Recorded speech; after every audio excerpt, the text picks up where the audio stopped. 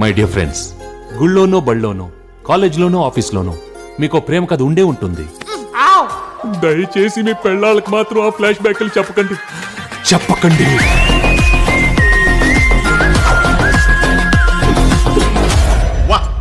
హిస్టరీలో వీడు family background తో వచ్చిన ప్రతిసారి విక్టరీయే.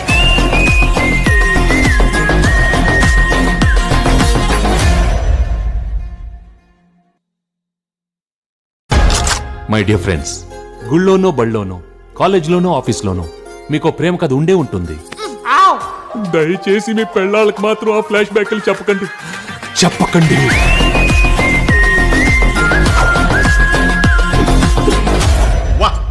హిస్టరీలో వీడు ఫ్యామిలీ బ్యాక్గ్రౌండ్ తో వచ్చిన ప్రతిసారి విక్టరీయే.